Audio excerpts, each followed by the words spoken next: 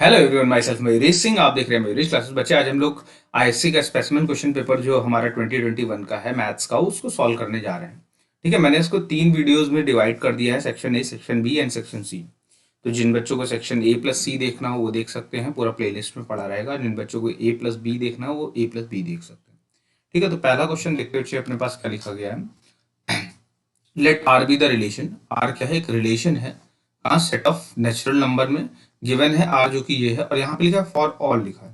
ठीक है, for all ऐसे लिखना चाहिए था इनको, ऐसे। यहाँ पे सारे के सारे वाई जो हैं वो 5 से बड़े इन्होंने बता दिया। ठीक है, कोई बात नहीं, वाई सारे 5 से बड़े हैं।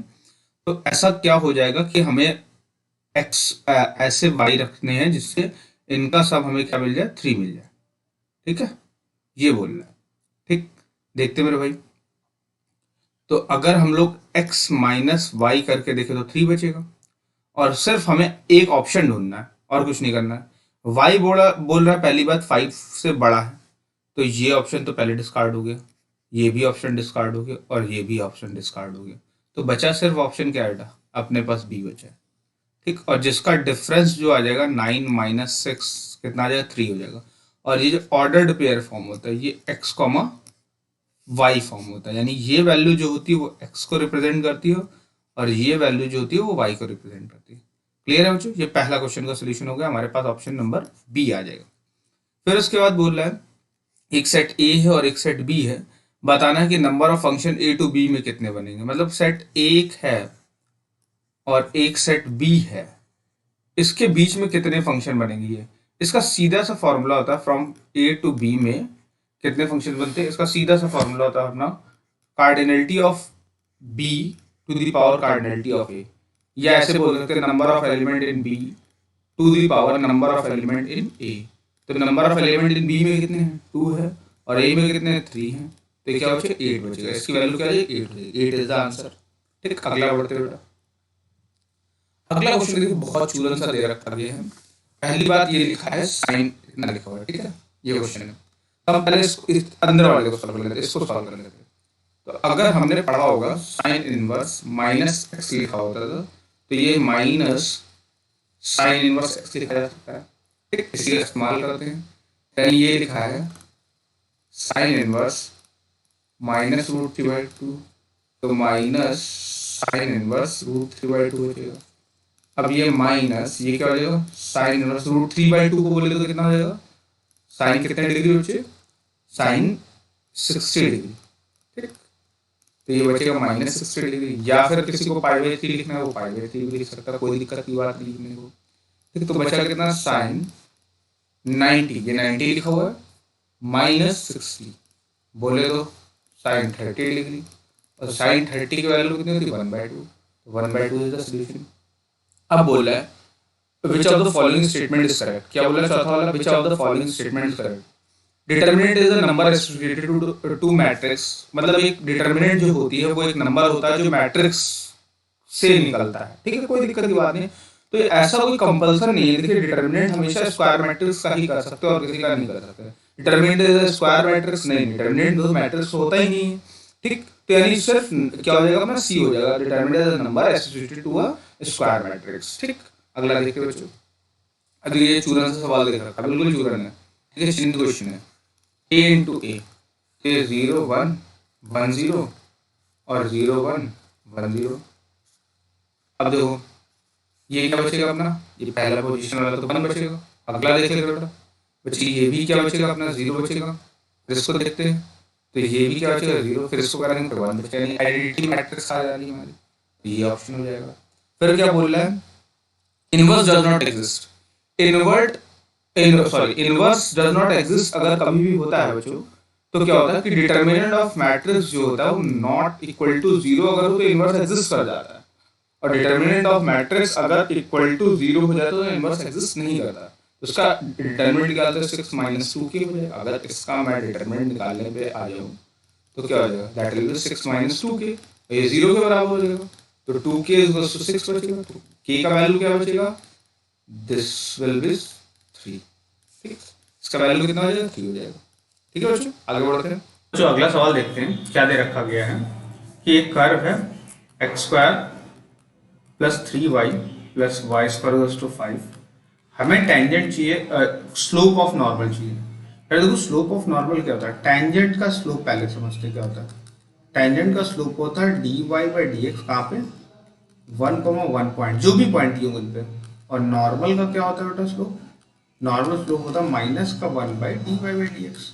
ठीक, अब अगर हम उसको डिफरेंशिएट करें 2x आएगा प्लस 3y, वाई का करेंगे तो D Y by D X आएगा plus 2y D Y by D x is to 0 आ जाएगा। ठीक है, अब अगर मैं इसकी इसी पॉइंट पे, किस पॉइंट पे 1,1 पे इसकी वैल्यू निकालूं तो ये 2 बचेगा, ये 3 d Y by D x plus यहाँ पे कितना हो जाएगा, यहाँ पे 2 d Y by D x.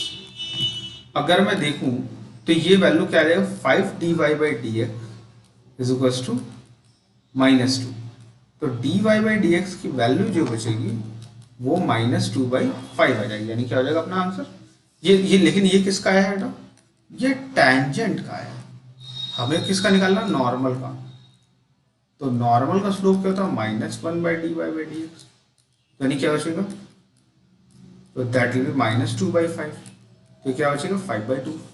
तो 5/2 इसका सोल्यूशन आ जाएगा। अब मुझे अगला क्वेश्चन बोल रहा है x³ - 3x is strictly increasing. यार देखो स्ट्रिक्टली इंक्रीजिंग के लिए क्या होता है, डिक्रीजिंग सॉरी, ये अगर ग्रेटर देन 0 तो सिर्फ इंक्रीजिंग कहलाएगा, लेस देन है ग्रेटर ये स्ट्रिक्टली इंक्रीजिंग कहलाएगा इस समय, सॉरी, और इस समय क्या कहलाएगा, सिर्फ इंक्रीजिंग कहलाएगा। F dash x is less than 0 तो क्या कहलाएगा, डिक्रीजिंग कहलाएगा। F dash x strictly decreasing यहाँ पे कहलाएगा। ठीक है, और यहाँ पे अगर इक्वल टू 0 है तो डिक्रीजिंग कहलाएगा। तो अपने को तो डिक्रीजिंग चाहिए, तो हम एक काम करते हैं, इसको डिफरेंशिएट कर लेते हैं। 3x², ये एफ डैश एक्स 3x² -3 बचेगा। अब अगर मैं देखूं तो यहाँ पे x² -1 आ जाएगा। तो अगर मैं इसके फैक्टर करके देखूं ये ऐसे हो, तो इसको मैं 0 के इक्वल पुट कर दूं तो मुझे दो कोऑर्डिनेट मिलेंगे, एक तो मिलेगा -1 और एक मिलेगा 1।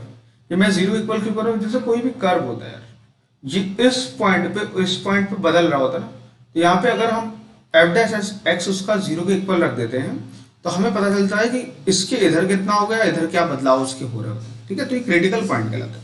क्रिटिकल पॉइंट निकालने का तरीका क्या होता है, ये -1 से 1 होता है। अब इधर देखो हम लोग क्या रखेंगे, यहाँ पे ऑलवेज क्या होगा, 1 से बड़ा अगर कुछ भी रखोगे तो पॉजिटिव होगा, 1 से छोटा रखोगे तो नेगेटिव होगा, और ये पॉजिटिव में रहेगा। तो अपने को क्या चाहिए, डिक्रीजिंग यानी लेस वाला चाहिए। तो बोले तो -1 से 1 के बीच में, यानी ये -1 से बड़ा और 1 से छोटा अगर होगा तो स्ट्रिक्टली डिक्रीजिंग होगा, दैट इज सोल्यूशन। ये अपना सोल्यूशन हो जाएगा। ओ भाई ये तो बिल्कुल चिंदी क्वेश्चन है। मैक्सिमम वैल्यू अगर यार तुमसे क्या कह रहा है 3 + 4x मान लो लिखा है, और ये इस इंटरवल में 4 से 5 के बीच में, यानी सबसे बड़ी वैल्यू इसके लिए बोला खुद ही 5 है, तो x यहाँ पे 5 रख दो यहाँ पे, तो 23 इसकी क्या मैक्सिमम वैल्यू है। तो इसी तरह से यहाँ पे π/2 है, यानी π/2 अगर दे रखा गया, पहली बात तो इन्हें क्लोज इंटरवल देना चाहिए था, इन्होंने ऊपर दे दिया, तब भी इसकी पॉसिबल मैक्सिमम वैल्यू जो होगी वो 0 हो जाएगी, और क्या हो जाएगी अपने पास, देख लेते एक बार और करके देखते। एफ डैश एक्स क्या हो जाएगा अपना, एफ डैश एक्स क्या हो जाएगा अपना यहाँ पे, अब यहाँ पे देखिए बात समझिएगा, यहाँ पे क्लोज इंटरवल नहीं दे रखा, ओपन इंटरवल दे रखा है, ये जो मैंने किया था क्लोज इंटरवल में। तो मैक्सिमम वैल्यू निकालने के लिए एक बार डिफरेंशिएट करके चेक कर ले, तो ये cos x बचेगा, यहाँ पे -sin x बचेगा, इसको 0 रख लेते हैं। तो जैसे 0 रखेंगे तो पाएंगे क्या कि sin x किसके बराबर है, cos x के। इस धरती पे सिर्फ एक ही वैल्यू जो sin x और cos x बराबर होते हैं π/4। ठीक है, जैसे दिन और रात एक दिन बराबर होते हैं, वैसे ये एक दिन बराबर π/4 पर। ठीक, तो π/4 अपने पास दे रखा गया, तो यानी π/4 पे ही या तो मैक्सिमम होगा या तो मिनिमम होगा। अब यार एक से ज्यादा वैल्यू आ नहीं है और बोल रहा है कि मैक्सिमम है, तो यानी इसका मतलब मैक्सिमम ही हो रहा होगा। ठीक, π/4 यहाँ पे रख देते हैं, तो क्या बचेगा अपना 1/√2 प्लस 1/√2, दैट विल बी 2/√2। बोले तो √2 इसका आंसर हो जाएगा। 2/√2 क्या होता है, √2 × √2/√2। ये √2 से √2 गाँव चला गया, बचा कितना, √2 बचा। अब ये बहुत आसान, ये तो चूरन क्वेश्चन के चिंदी। Probability of B under condition A क्या होता है formula, probability of B intersection A upon probability of A. ठीक, तो probability of B intersection A लिखो चाहे ए इंटरसेक्शन बी लिखो, बात वही है, ये 7/10 हो जाएगा। अच्छा, इसको क्या लिखा है लोगों ने, 4/5 लिखा है, इसको हम लोग एक काम करते हैं 8/10 लिख देते, क्या चला जाएगा अपना ठीक है, तो 7/8 इज द आंसर। 7/8 क्या है इसका आंसर हो जाएगा। अगला सवाल देखते हो। और लो, ये तो बिल्कुल क्वेश्चन आसान दे रखा, क्या दे रखा, टोटल नंबर ऑफ फंक्शन बनाने ए टू बी में। यार ए टू बी में कितनी बार वही सवाल पूछोगे, ये ऐसे हो जाता है। तो number of element in B कितने, 4 हैं। Number of element in B कितने, 4 हैं। ए में कितने, 3 हैं, 4⁻3। ठीक, फिर उसके बाद यहाँ पे आते हैं। तो इन्होंने बोला डिटर्मिनेंट ऑफ ए कितना दे रखा, 4 दे रखा है। डिटर्मिनेंट ऑफ इसका कितना होगा, तो आपने पढ़ा होगा अगर के ए लिखा है और ये k⁻n डिटर्मिनेंट ऑफ ए में ब्रेक हो जाता है, जहाँ के क्या है, के एक कांस्टेंट स्केलर नंबर होता है और n क्या है, ऑर्डर ऑफ मैट्रिक्स। तो इन्होंने बताया 3 ऑर्डर का है, तो -2⁻3 इंटू डिटर्मिनेंट ऑफ ए आ जाएगा। -2⁻−8 हो जाएगा, 4 हो जाएगा, तो कितना बचेगा, -32। कितना बचेगा, -32। ठीक है, ये भी क्वेश्चन हो गया। अब यहाँ पे देखो डिग्री पूछ रहा है और ऑर्डर पूछ रहा है। तो पहली बात, ऑर्डर क्या होता है, जो मैक्सिमम टाइम डिफरेंशिएशन होता है, यहाँ पे कितना टाइम, 3 टाइम है, तो ऑर्डर इसका 3 हो गया। डिग्री इसकी कितनी हो जाएगी, जो मैक्सिमम टाइम डिफरेंशिएशन होता है उसकी पावर होती है, डिग्री 2 हो जाएगा। हाँ, तो अगला क्वेश्चन देखते हैं। A and B appear for a interview, 2 vacancies, 2 vacancies है, ए और बी उसमें अपेयर हुए। The probability of A selected की कितनी, 4/5। प्रोबेबिलिटी ऑफ बी सिलेक्शन की कितनी, 1/3। Find the probability that none of them will be selected. यार एक बात और, उसने बोला ना तो ये सेलेक्ट हो एंड इंटरेक्शन ना तो ये सेलेक्ट हो, तो सीधी सी बात है यार, इंडिपेंडेंट इवेंट यहाँ पे दिख रहा है, एक दूसरे से कोई मतलब नहीं, ऐसे ब्रेक करके मल्टीप्लाई कर डालो। ठीक, तो यानी 1 माइनस कितना हो जाएगा, इसको 4/5 लिख दो, इसको कितना लिखो, 1 - 1/3। तो दैट विल 1/5 इंटू 2/3, बोले तो 2/15 इज द आंसर। 2/15 इसका क्या हो जाएगा, आंसर हो जाएगा। ठीक है, अच्छा, बहुत सिंपल है। अगला सवाल देखते हैं। If A and B are independent events such that, फिर वही यार बात है, probability of A intersection B क्या होगा, probability of A into probability of B. ठीक, तो 1/4 इंटू 2/3, तो कितना बचेगा, 1/6 इज द आंसर। दोनों सवाल सेम दे रखे गए थे। अगला क्वेश्चन देखते हैं। अगला क्वेश्चन बेटा, ये 2 नंबर के सवाल अब चालू हो जाते हैं। ठीक है, 2 मार्क्स के सवाल चालू हो जाते हैं। इसमें मैं पहला सवाल करता हूँ। यार अगर किसी ने मेरा वीडियो देखा हो तो उसको पता होगा कि इस केस में क्या करते थे। पहले इसको सिंप्लीफाई कर लेते हैं। ठीक, अब यहाँ पे क्या बचेगा अपने पास, देखो 1 - cos x। 1 - cos x अगर देखें तो क्या होता है, 1 - 2 sin स्क्वायर x/2 अप्लाई कर सकते हैं यहाँ पे, जिसकी वजह से यहाँ बचेगा 2 sin स्क्वायर x/2/2। ये 2 से 2 गांव चला गया। ठीक है, तो बचेगा कितना, √sin स्क्वायर x/2। तो यानी ये कितना बचेगा, sin x/2। एक्चुअली ये sin x/2 नहीं, ये mod sin x/2 बाहर आना चाहिए था। और यहाँ पे कंडीशन दी जानी चाहिए थी x के बारे में, क्या कंडीशन है।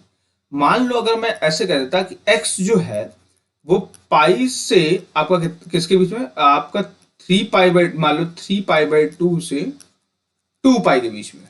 x जो है 3π/2 से 2π के बीच में है, तो यानी x जो ये आ जाएगा ना, ये वाला जो x आ जाएगा यहाँ पे, जैसे मल्टीप्लाई करो 3π/4 हो जाएगा, है ना, और यहाँ पे पाई हो जाएगा, तब भी ये पॉजिटिव बन जाएगा। मतलब ऐसा कुछ अगर यहाँ पे कंडीशन लगा देता तो हो सकता था ये मॉड से, ये निगेटिव वैल्यू से निकलता, हो सकता था ये पॉजिटिव वैल्यू से। लेकिन अभी अपने पास कोई कंडीशन नहीं लिखी है, तो सिंपल से कॉस इनवर्स, इसको सिर्फ कितना लिख देंगे, sin x/2। अच्छा, अब ये कॉस इनवर्स लिखा है ये sin x/2, तो मेरे भाई अंदर वाले को क्या लिख सकते हैं, कॉस 90 - थीटा, 90 - x/2, तो π/2 - x/2, ये y ले रखा है या fx ले रखा है, तो dy/dx करेंगे तो क्या हो जाएगा, -1/2। बड़ा सिंपल सी बात है, π/2 का 0 हो जाएगा और x/2 का कितना जाएगा, -1/2। अच्छा, इसका सेकंड क्वेश्चन देखो, सेकंड पार्ट इसका दे रखा है, तो x/2 है ना, और y कितना है, 280 है। ठीक, अभी ये dx/dt क्या हो जाएगा, क्योंकि x तो t पे डिपेंडेंट ना है, तो उसका dx/dt निकल सकता है 280, और dy/dt क्या हो जाएगा, 2 हो जाएगा, तो dy/dx कितना हो जाएगा, dy/dt और dx/dt, यानी ये 2a/280, that will B 1/t। बहुत सिंपल, इसका सोल्यूशन क्या आ जाएगा, 1/t आ गया। अच्छा ठीक है, आगे देखते हैं। मैंने एक ब्लैंक शीट ले रखी थी ताकि यही क्वेश्चन सॉल्व हो सके। चलो अगला क्वेश्चन देखते हैं। भाई ये तो चूरन सवाल लिखा है। सबसे पहले limit x approaches to zero यानी x जीरो को अप्रोच कर रहा है, कोई बात नहीं। A to the power zero, 4 to the power zero upon that will be zero. तो 1 माइनस 1/0 यानी 0/0। तो यानी 0/0 तो कौन सा फॉर्म है? इंडिटरमिनेट फॉर्म है। ठीक, तो क्या अप्लाई करेंगे? बाई लॉपिटल्स। ठीक है, लॉपिटल्स रूल अप्लाई कर दिया। यानी क्या कहता है? ऊपर भी डिफरेंशिएट करो, नीचे भी। कब तक? जब तक 0/0 ऐसा फॉर्म ना आने लग जाए। तो A to the power X का डिफरेंशिएशन क्या होता था? A to the power X log A होता था। तो उसी का इस्तेमाल करते हैं। तो यहाँ ए टू द पावर एक्स और लॉग 8 बचेगा, माइनस यहाँ पे भी log 4 और 4 टू द पावर x। नीचे कितना बचेगा बच्चों? नीचे बचेगा 4, क्योंकि नीचे भी डिफरेंशिएट करते हैं, ऊपर भी करते थे और नीचे भी करते थे। डिफरेंशिएट किया तो इतना बचा। तो लिमिट x अप्रोचेस, तो अब लिमिट अप्रोच करा देते हैं, यानी ये वैल्यू भी 1 हो जाएगी, ये वैल्यू भी बच जाएगी। तो क्या बचेगा? log 8 minus log 4/4। तो log 2/4 बचेगा, दैट विल 1/4 log 2। 1/4 क्या हो जाएगा? log 2। That is the solution. ठीक है बच्चों, अगला क्वेश्चन देखते हैं। अगला भी चूरन दे रखा है। अगर इसको देखो यार, 1/sec² को लिख सकते हैं 1/cos, इसको लिख सकते हैं 1/, इसको रेसिप्रोकल कर दे sin² लिख सकते हैं। तो सीधे सीधे बोले से tan² लिख सकते हैं कि लिख सकते हैं। और मैंने, अगर किसी बच्चे ने मेरे वीडियोस देखे तो मैंने बताया sin²x, cos²x, cot²x और tan²x के डायरेक्ट इंटीग्रेशन नहीं होते, इनको कन्वर्ट करना पड़ता है। कैसे कन्वर्ट करना पड़ता है भैया? इसको कन्वर्ट करना पड़ेगा sec² माइनस 1 dx में। तो sec² माइनस 1 कितना हो जाएगा? That will B integration of sec² dx minus 1 dx। अभी ये कितना बचेगा? ये तो बचेगा tan x और ये x प्लस सी। ये देखो अगला क्वेश्चन, ये क्वेश्चन तो बिल्कुल चिंदी सवाल है। एक सवाल क्या दे रखा? आई 0 से π/2 sin to the power 3/2x upon sin to the power 3/2x plus cos to the power 3/2x dx, ये लिखा हुआ है। अब अगर मैं क्या करूं, मैंने बोला प्रॉपर्टी लगाना, बाई प्रॉपर्टी। प्रॉपर्टी कौन सी? A to B F of X D X, A to B A plus B minus x D X. इस प्रॉपर्टी का इस्तेमाल करते हैं, तो अप्लाई कर देते हैं। तो यानी जहां जहां एक्स है, देखो ये एक्स है, ये एक्स है, ये एक्स है, इन सब जगहों पे क्या लिखना? ए प्लस बी माइनस एक्स, यानी 0 प्लस π/2 π/2 माइनस एक्स। तो साइन π/2 माइनस एक्स का कितना बचेगा? पावर 3/2। अच्छा, फिर यहाँ पे क्या हो जाएगा? साइन π/2 माइनस एक्स की पावर कितनी बचेगी बेटा? 3/2। कॉस π/2 माइनस एक्स की पावर कितनी बचेगी? 3/2 dx। आई की वैल्यू क्या हो जाएगी? साइन 90 माइनस थीटा तो कितना होता है? कॉस होता है। तो cos x to the power 3/2, इसे क्वेश्चन नंबर 1 बना लो। और यहाँ पे कितना बचेगा? Cos x to the power 3/2 plus sine x to the power 3/2। अगर इसे इक्वेशन नंबर 2 बना लो। इक्वेशन 1 प्लस इक्वेशन 2, दोनों इक्वेशन को ऐड कर दो तो ये 2i बचेगा। और इधर क्या बचेगा? 0 से π/2। तो एलसीएम क्या आ जाएगा अपना? एलसीएम आ जाएगा साइन एक्स की पावर 3/2 प्लस कॉस एक्स की पावर 3/2। और ऊपर भी क्या हो जाएगा? साइन एक्स की पावर 3/2 प्लस कॉस एक्स की पावर 3/2 dx। अब ये क्या बचेगा? 2i, 0 से π/2 1 dx। ये 2i बचेगा। ये x कहां से कहां तक? 0 से π/2। आई की वैल्यू कितनी बचेगी अपनी? π/4 बचेगी। आई की वैल्यू कितनी बचेगी? π/4। ठीक है, बहुत सिंपल था। अगला सवाल देखते हैं। ये देखो भाई, डिफरेंशियल इक्वेशन का दे रखा है वेरिएबल सेपरेबल टाइप का, यानी dy/dx अपने को दे रखा गया है 1 माइनस। इसमें से एक काम करते हैं, इस वाले x को आगे लिख लेते हैं 1 माइनस एक्स, इसमें से y कॉमन ले लेते हैं। y जैसे कॉमन लोगे तो 1 माइनस एक्स आ जाएगा। 1 माइनस एक्स कॉमन ले लिया, 1 प्लस वाई ले लिया, ये dy/dx हो गया। अब ये dy अपॉन 1 प्लस वाई हो गया। ठीक, और ये dx इंटू 1 माइनस एक्स हो गया। अब इसको कर देते हैं इंटीग्रेट, कर दिया। ठीक है, ये 1 minus x D x integrate कर डाला, तो ये क्या बचेगा? log 1 plus y. और ये x minus x square by two plus c, that is the solution. यही क्या बन जाएगा सोल्यूशन, या बेस में ई लिखना चाहो तो लिख दो। ठीक, आगे बढ़ते हैं। ये देखो ये चिंदी सवाल है, बिल्कुल चिंदी सवाल है, कुछ करना ही नहीं इसमें यार। ये पता है, मैं ऐसे ही दूर से तुमको देख के बताता हूँ इसका आंसर। पता क्या आएगा इसका आंसर? ये देखो, ये आपको कह रहे हैं, ये देखो पाई बाई टू, ये पाई बाई फोर लिख रखा है, ये टू लिख रखा है, ये सब कुछ ऐसा लिख रखा है यार। अगर इस पूरी क्वेश्चन को मैं टू से मल्टीप्लाई कर दूं, यहाँ पाई बाई टू बचेगा। यानी ये कहना चाहते हैं कि भैया आप ऐसा एक काम करो, sine inverse x 3/5 plus cos inverse x 4/5 लिख दो, यही आना चाहिए। ये आएगा तो ये वैल्यू क्या आएगी, ये सॉरी, ये दोनों के दोनों, सॉरी, यहाँ पे भी 4/5 बन जाएगा, यहाँ पे भी, तो ये क्या बन जाएगा, पाई बाई टू बन जाएगा, अपने आप बन जाएगा पाई बाई टू। ठीक है, अपने, क्योंकि sine inverse x plus cos inverse x क्या आता है, पाई बाई टू होता है ना। ये उसी अप्रोच की तरफ भाग रहे हैं लोग, ये उस अप्रोच की तरफ जाना चाहते हैं। ठीक है, तो वो जाना चाहते तो हम उनको ले चलते हैं, एक काम करते हैं, पूरी क्वेश्चन को टू से मल्टीप्लाई कर देते हैं। तो two tan inverse 1/2 pi by two minus cos inverse 4/5। ठीक है, तो टू लिखा हुआ है, तो टू के लिए क्या होता है, टू tan इनवर्स, अगर कोई बच्चा tan inverse x plus tan inverse y का फॉर्मूला जानता है तो वो अप्लाई कर दो, और डायरेक्ट जानता है तो इसको अप्लाई कर दे, tan inverse 2x upon 1 minus x square, इसको अप्लाई कर देते तो क्या बचेगा, tan इनवर्स 1 अपॉन, यहाँ पे कितना बचेगा देखो बच्चों, tan inverse 1 upon 2 into 1/2 minus 1/4, तो 4/3 बचेगा। ठीक, और ये क्या बचेगा अपना, पाई by two minus cos inverse 4/5। ठीक है, या साइड में फॉर्मूला लिख देना, बाय यूजिंग दिस फॉर्मूला, ये ऐसे कन्वर्ट हो गया। ठीक है, अब अगर हम बात करें, हमें पता है कि अगर हम छोटा सा ट्रायंगल बनाए जिसका 4 परपेंडिकुलर 3 बेस हो, तो 5 उसका हाइपोटेन्यूज हो जाता है। ठीक है, लेकिन अगर हम इसको लिखना चाहे तो हम डायरेक्ट लिख सकते हैं साइन इनवर्स 4/5।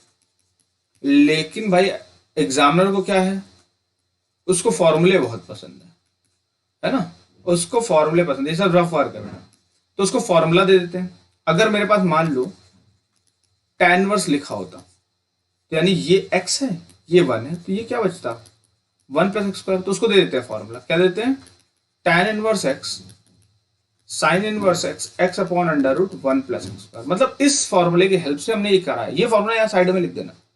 ठीक है, अब एक काम करते हैं, इसको इधर उठा के लाते हैं, plus cos inverse 4/5 is equal to कितना बचा, पाई बाई टू। ये लो क्वेश्चन अपना हो गया बेटा सॉल्व। कैसे लिखेंगे, बाई क्या, sine inverse x plus cos inverse x pi by to, तो गिवन इज प्रूफ, तो प्रूफ हो गया अपना। ठीक है बच्चों, आगे बढ़ते हैं, अगला सवाल देखते हैं। ये तो भाई बड़ा फेमस सवाल है, बहुत फेमस सवाल है। अगर मैं इसको करने की कोशिश करूं तो इसको tan को इधर ले आता हूं, तो क्या बन जाएगा, tan inverse x 1/a log y, a को भी मैं इधर भेज देता हूं, tan inverse x log y। अब डिफरेंशिएट कर देता हूं, डिफरेंशिएट करूंगा तो 1/1 प्लस एक्स स्क्वायर, ठीक, और 1/y, और ये क्या बचेगा, dy बाई dx। ठीक है, ये इतना बचेगा। अब देखो y को मैं इधर भेज देता हूं, ay 1 plus x square dy by dx। अच्छा, dy बाई dx की अगर मैं पूरी तरह से यहां से वैल्यू निकालूं, वो भी तो x पे डिपेंडेंट आएगा, x और y पे। अच्छा, y भी क्या है, डिपेंडेंट तो x पे ही है ना, y भी क्या है, डिपेंडेंट है x पे, और dy बाई dx भी क्या जाएगा, डिपेंडेंट हो जाएगा किस पे बेटा, dy बाई dx भी x पे डिपेंडेंट हो जाएगा। तो यानी ये भी तो x का फंक्शन है, यानी जितनी बार चाहो उतनी बार अभी इसको डिफरेंशिएट कर सकते हैं। तो हम फिर से इस पे चेन रूल अप्लाई ही कर डालते हैं, है ना, कर देते हैं डिफरेंशिएट इसको। तो यानी यहाँ पे a dy बाई dx होगा। अब देखो ये भी x का फंक्शन है, ये भी x का फंक्शन है, तो प्रोडक्ट रूल को तो फॉलो करेंगे। तो हमने छोड़ दिया इसको, dy बाई dx प्लस ये dy बाई dx को छोड़ा, और ये कितना बचेगा, 2x बचेगा। अब इसको इधर से इधर लेकर चले आएंगे, ठीक है, 1 plus x square d2y by dx square, 2x minus a dy by D x is equal to 0। That is the solution. ये क्या बन जाएगा, इसका सोल्यूशन बन जाएगा जो प्रूफ करना था। बहुत चूना सवाल है भाई। ठीक, आगे बढ़ते हैं। ये देखो भाई, अभी रिसेंटली मैंने ये सब अपने वीडियोस में क्वेश्चन सॉल्व ही करा है। देखो पहला क्वेश्चन दे रखा है यार, इसको पहले मैं आपको डायरेक्ट आंसर निकाल के दिखा देता हूँ कि इसका आंसर क्या हो जाएगा। इसका आंसर देखो, पहली बात ये फंक्शन कहाँ पे ब्रेक हो रहा है, -3 पे। अगर इस वैल्यू को 0 के बराबर रखोगे तो -3 पे ब्रेक हो रहा है। ठीक है, कहाँ तक जाना है, -6 तक, तो ये ले लिया -6 तक। ठीक है, तो ये इधर चला जाएगा और फिर इधर कितना जाना है, 3 तक जाना है, तो 3 तक इधर चलेगा। ठीक है, जैसे 3 रखा तुमने, 3 + 3 कितना, 9 हो जाएगा, यानी ये हाइट 9 होगी। और जैसे आपने -6 रखा तो ये यहाँ पे यानी कि y की वैल्यू कितनी है, 3 आ जाएगी। तो ये लेंथ भी 3 है। अगर इसका एरिया निकालूं तो 9/2 आ जाएगा, और इसका एरिया निकालो तो ये लेंथ क्या हो जाएगी, यहाँ पे 3 पे ना, तो लेंथ 6 हो जाएगी। और ये हाइट कितनी है बेटा, 9 है अपनी। ठीक है, 9 नहीं, सॉरी 6 हो गई है। 3 रखूंगा ना मैं, 3 + 3 6 हो जाएगा। ठीक है, तो यहाँ पे क्या बचेगा, इसकी हाइट भी 36 बाई, इसे कितनी बचेगी, 36/2, यानी 9/2 + 36/2 यानी 45/2। इसका एरिया जो आंसर जो आएगा 45/2 आएगा। रख लेते हैं। अब देखो, जैसे कि मैं बोल रहा हूं कि x + 3 को 0 रखा, ठीक है, तो यानी x की वैल्यू आई -3, यानी -6 से -3 नेगेटिव x + 3 dx प्लस -3 से 3 x + 3 dx। ये पॉजिटिव में ब्रेक हो जाएगा ना, मॉड ऐसे ब्रेक होता है।